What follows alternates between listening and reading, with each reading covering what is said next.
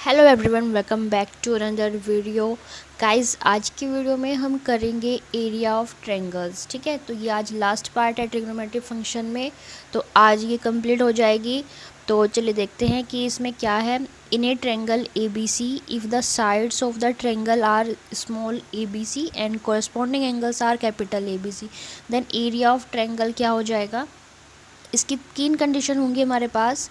First है हमारे पास when two sides and angle between them is known. ठीक है, जब हमें क्या क्या पता हो, जब हमें किसी भी ट्रायंगल की 2 साइड्स और एक एंगल हमें पता हो, तो हम वहाँ पर हम क्या यूज़ करेंगे एरिया फाइंड करने के लिए। Del is equal to 1/2 A B sine C. ठीक है, ए बी यहाँ पर क्या है, साइड्स हैं, और साइन सी यहाँ पर उसका एंगल होगा। ठीक है, नेक्स्ट होगा del equals to 1/2 B C sine A, and next del equals to half C A sine B.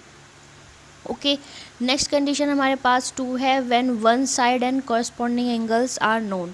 जब हमें कोई एक साइड और उसके कॉरस्पॉन्डिंग एंगल्स हमें गिवन हो, तो हम यहाँ से यूज़ करेंगे del equals to C square sine A sine B upon 2 sine सी।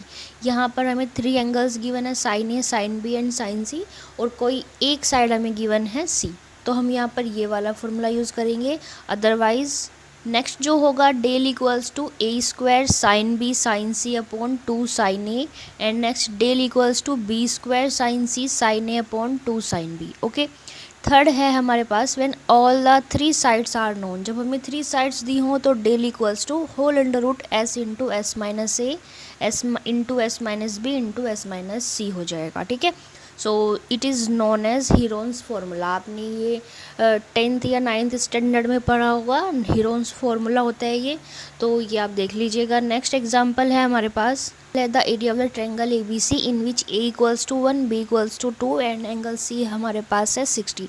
तो यहाँ से जो एरिया फाइंड होगा वो होगा डेल इक्वल्स टू हाफ ए और बी हमें दिया है, तो ए बी एंड साइन सी हो जाएगा। ठीक है, तो वैल्यू पुट करेंगे हम यहाँ पर। ए की वैल्यू 1 है, बी हमारा 2 है, एंड साइन 60 डिग्री। साइन 60 कितना होता है, √3/2।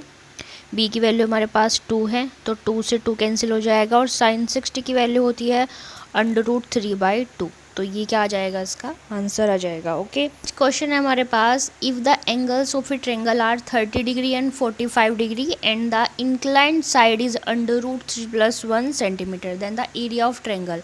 तो ये ट्रायंगल है हमारे पास जिसमें इसके 2 एंगल हमें गिवन है, 30 और 45 डिग्री, एंड इसका जो इंक्लाइंड साइड है ये हमारी कितनी है, √3 + 1 है। ठीक है, तो यहाँ से हमें एक साइड गिवन है और 2 एंगल गिवन है, तो हम यहाँ इसका थर्ड एंगल फाइंड कर सकते हैं, बिकॉज जो एक ट्रायंगल होता है उसके 3 एंगल्स का सम होता है 180 डिग्री। ठीक है, अगर हमारे पास फर्स्ट 30 है, सेकंड 45 है, तो जो थर्ड होगा वो हमारे पास 105 डिग्री हो जाएगा।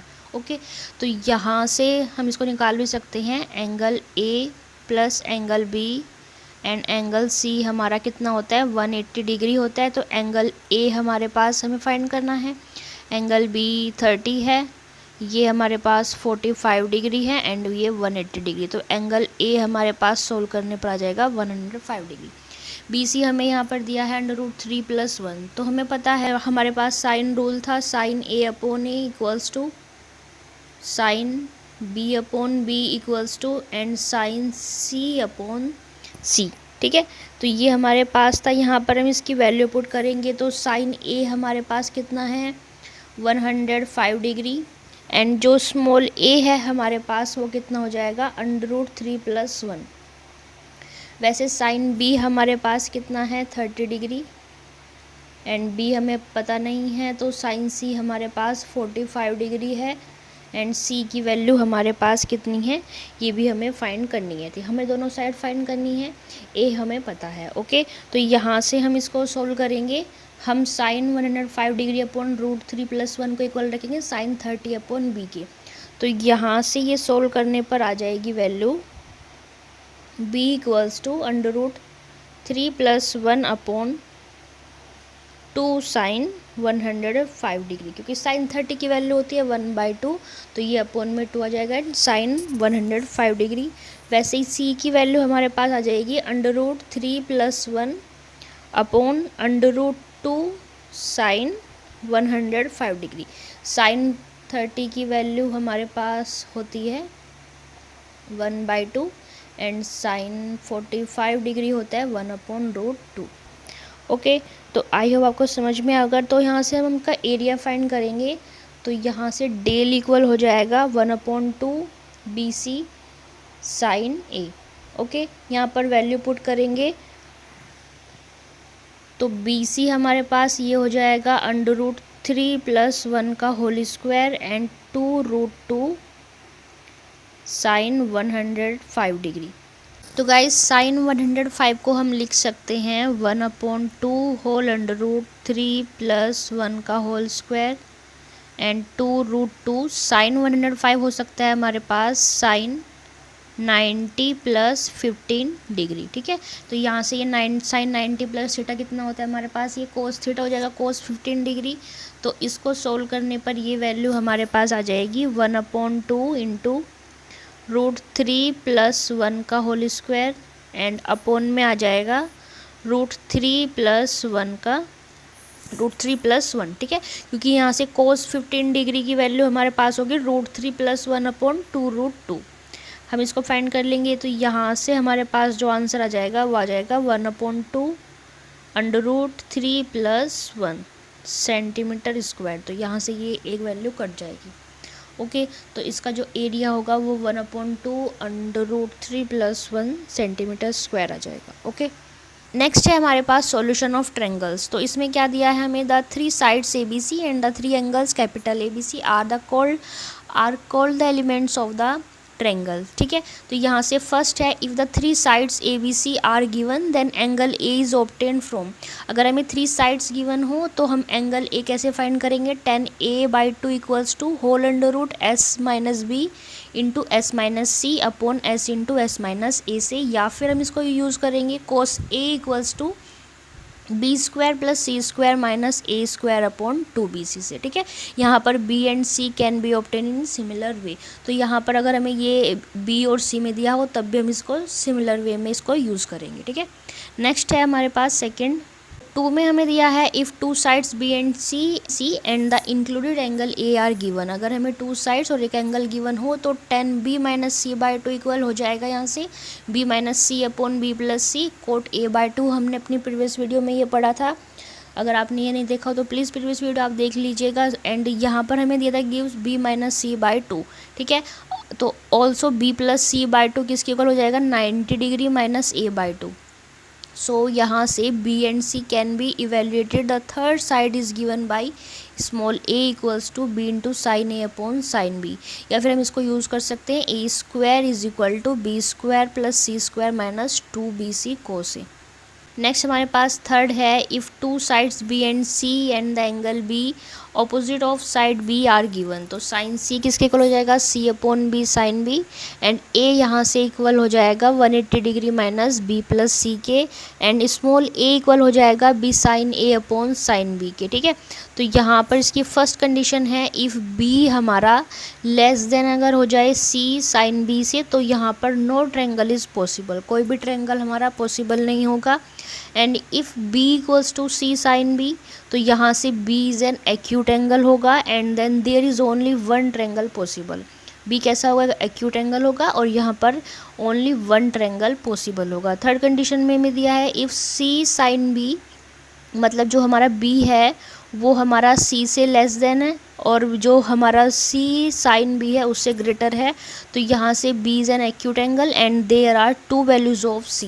तो यहाँ से C की 2 वैल्यूज़ हो जाएंगी और यहाँ पर जो एंगल B होगा वो एंड जो B होगा वो हमारे पास कैसा होगा, एक्यूट एंगल होगा। ओके, नेक्स्ट फोर्थ है हमारे पास इफ़ जो B है हमारा लेस देन B हो जाए and greater than C sine B हो जाए तो B हमारे पास कैसा होगा, एक्यूट एंगल होगा and then there only one triangle यहाँ पर क्या होगा, पॉसिबल होगा। ठीक है, तो यहाँ पर ये ट्रायंगल दिया है फर्स्ट कंडीशन के लिए, यहाँ पर ABC कोई ट्रायंगल है कि इसकी साइड C है, AB हमारे पास साइड C है एंड जो A से C की साइड है वो हमारी कितनी है, लेंथ B है, स्मॉल b। तो यहाँ पर फर्स्ट कंडीशन क्या थी हमारे पास, कंडीशन में हमारे पास क्या था, जो B था वो क्या था, वो लेस था C साइन B से, तो यहाँ पर कोई भी ट्रायंगल क्या होगा, पॉसिबल नहीं होगा। ठीक है, सेकंड में हमारे पास है अगर बी हमारा सी साइन बी के क्या आ जाए, इक्वल आ जाए, तो यहाँ पर ओनली वन ट्रायंगल क्या होगा, पॉसिबल होगा। ठीक है, कंडीशन है हमारे पास, अगर हमारा जो बी है वो less than C and greater than क्या हो जाए, सी साइन बी के, तो यहाँ पर हमारे पास क्या होगा, तो b क्या हो जाएगा, यहाँ पर एक एक्यूट एंगल हो जाएगा and there are two values of c, तो यहाँ पर c की टू वैल्यूज़ होंगी, c1 एंड c2। नेक्स्ट में हमें दिया है, अगर हमारा जो b है वो ग्रेटर देन क्या हो जाए, c एंड हमारा जो b होगा वो ग्रेटर देन हमारा किससे हो जाए, c साइन b से। ठीक है, b हमारा c और c साइन b से क्या ग्रेटर हो जाए, तो यहाँ पर हमारे पास क्या होगा, b एक एक्यूट एंगल होगा और ओनली वन ट्रायंगल हमारे पास क्या होगा, पॉसिबल होगा, a b and c। Okay, I hope आपको समझ में आया होगा ये। नेक्स्ट हमारे पास है हाइट एंड डिस्टेंस, तो इसमें क्या होगा, angle of elevation and angle of depression. Angle of elevation क्या होता है, if O be the observer's eye and OX be the horizontal line। ठीक है, हॉरिजॉन्टल लाइन है हमारे पास, जैसे कि यहाँ पर दिखाया है, हॉरिजॉन्टल लाइन OX है और यहाँ पर कोई ऑब्जर्वर खड़ा है, तो उसकी आई से नीचे से ऊपर की साइड जो एंगल बनेगा उसको थीटा से रिप्रेजेंट करेंगे और इसी एंगल को हम क्या बोलेंगे, एंगल ऑफ एलिवेशन। ठीक है, ओ से पी की जो डिस्टेंस होगी उसे लाइन ऑफ साइट बोलते हैं, क्योंकि यहाँ पर वो ऑब्जर्वर खड़ा है और वो ऊपर की साइड देख रहा है, तो इन दोनों के बीच में जो हमारा एंगल बनेगा उसको बोलेंगे एंगल ऑफ एलिवेशन। ठीक है, नेक्स्ट जो सेकंड है एंगल ऑफ डिप्रेशन, इसमें क्या होगा, if O B the observer eye and O X is a horizontal line if object P is at a lower level. मतलब कि जो हमारी हॉरिजॉन्टल लाइन होगी, अगर वो हम यहाँ से ऑब्जर्वर नीचे की साइड जितना एंगल पर देखेगा, उस एंगल को हम बोलेंगे एंगल ऑफ डिप्रेशन। ठीक है, तो यहाँ से ये angle of elevation and angle of depression आ जाएगा। नोट दिया है हमें, angle of elevation and angle of depression are always acute angle होंगे दोनों। एंड सेकंड में दिया है, angle of elevation of an object from an observer is same as angle of depression of an observer from the. जो angle of elevation होगा object का किसी observer से, वो किसके इक्वल होगा, वो सेम होगा डिप्रेशन के, एंगल ऑफ डिप्रेशन के। ठीक है, तो यहाँ से ये दोनों कंडीशन आप देख लीजिएगा। तो गाइज़ आज की वीडियो में हम इतना ही करेंगे और ये चैप्टर आज हमारा ख़त्म हो गया है। तो अगर आपका कोई भी डाउट है तो आप इसको पूछ लीजिएगा और नेक्स्ट वीडियो में हम न्यू टॉपिक को स्टार्ट करेंगे। तो आपको वीडियो कैसी लगी, प्लीज़ वीडियो को लाइक एंड शेयर कीजिए और चैनल को सब्सक्राइब कर दीजिए।